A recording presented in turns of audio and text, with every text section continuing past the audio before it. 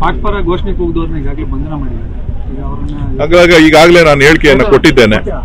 ಯಾರು ಪಾಕಿಸ್ತಾನದ ಪರ ಅಥವಾ ಪಾಕಿಸ್ತಾನದ ಪರ ಘೋಷಣೆ ಕೂಗಿದ್ರು ಇದು ಅಪರಾಧ, ಅವ್ರ ಮೇಲೆ ಕಾನೂನು ಕ್ರಮ ತಗೋಬೇಕು. ನಾನು ಒಂದು ಕರೆಯನ್ನ ಕೊಡ್ಲಿಕ್ಕೆ ಬಯಸ್ತೇನೆ. ಪಾಕಿಸ್ತಾನದ ಪರವಾಗಿ ಘೋಷಣೆ ಕೂಗೋದಲ್ಲ. ನಿಮ್ಗೆ ಪಾಕಿಸ್ತಾನದ ಮೇಲೆ ಯಾರಾದ್ರಿಗೆ ನಿಮ್ಗೆ ಆಸಕ್ತಿ ಇತ್ತು ಅಂತ ಅಂದ್ರೆ ನೀವು ಧಾರಾಳವಾಗಿ ಪಾಕಿಸ್ತಾನಕ್ಕೆ ಹೋಗಿ ಸೇರ್ಕೋಬಹುದು. ಭಾರತದಲ್ಲಿರುವಂತ ಅವಶ್ಯಕತೆ ಏನಿಲ್ಲ.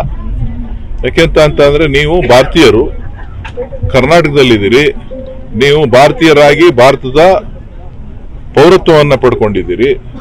ನಾವೆಲ್ಲ ಭಾರತೀಯರು ಅಂತಕ್ಕಂಥದ್ದನ್ನ ನಾವು ಅಂಬೇಡ್ಕರ್ ಅವರ ಸಂವಿಧಾನದ ಕೆಳಗಡೆ ಇದ್ದೀವಿ. ನೀವು ಅನವಶ್ಯಕವಾಗಿ ಪಾಕಿಸ್ತಾನವನ್ನ ಮುಂದಿಡೋದಾಯ್ತು ಅಂತ ನಿಮ್ಗೆ ಪಾಕಿಸ್ತಾನದ ಪೌರತ್ವ ಪಡ್ಕೊಂಡು ಯಾರು ಬೇಕಾದ್ರೂ ಹೋಗಿ ಅಲ್ಲಿ ಅವರ ಧ್ವನಿಯನ್ನ ಎತ್ಬೋದು.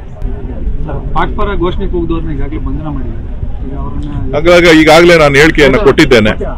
ಯಾರು ಪಾಕಿಸ್ತಾನದ ಪರ ಅಥವಾ ಪಾಕಿಸ್ತಾನದ ಪರ ಘೋಷಣೆ ಕೂಗಿದ್ರು ಇದು ಅಪರಾಧ, ಅವ್ರ ಮೇಲೆ ಕಾನೂನು ಕ್ರಮ ತಗೋಬೇಕು. ನಾನು ಒಂದು ಕರೆಯನ್ನ ಕೊಡ್ಲಿಕ್ಕೆ ಬಯಸ್ತೇನೆ.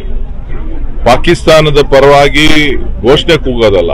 ನಿಮ್ಗೆ ಪಾಕಿಸ್ತಾನದ ಮೇಲೆ ಯಾರಾದ್ರಿಗೆ ನಿಮ್ಗೆ ಆಸಕ್ತಿ ಇತ್ತು ಅಂತ ಅಂದ್ರೆ ನೀವು ಧಾರಾಳವಾಗಿ ಪಾಕಿಸ್ತಾನಕ್ಕೆ ಹೋಗಿ ಸೇರ್ಕೋಬಹುದು.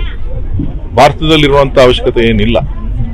ಯಾಕೆಂತ ಅಂತಂದ್ರೆ ನೀವು ಭಾರತೀಯರು, ಕರ್ನಾಟಕದಲ್ಲಿದ್ದೀರಿ, ನೀವು ಭಾರತೀಯರಾಗಿ ಭಾರತದ ಪೌರತ್ವವನ್ನ ಪಡ್ಕೊಂಡಿದ್ದೀರಿ. ನಾವೆಲ್ಲ ಭಾರತೀಯರು ಅಂತಕ್ಕಂಥದ್ದನ್ನ ನಾವು ಅಂಬೇಡ್ಕರ್ ಅವರ ಸಂವಿಧಾನದ ಕೆಳಗಡೆ ಇದ್ದೀವಿ. ನೀವು ಅನವಶ್ಯಕವಾಗಿ ಪಾಕಿಸ್ತಾನವನ್ನ ಮುಂದಿಡೋದಾಯ್ತು ಅಂತ ನಿಮ್ಗೆ ಪಾಕಿಸ್ತಾನದ ಪೌರತ್ವ ಪಡ್ಕೊಂಡು ಯಾರು ಬೇಕಾದ್ರೂ ಹೋಗಿ ಅಲ್ಲಿ ಅವರ ಧ್ವನಿಯನ್ನ ಎತ್ಬೋದು.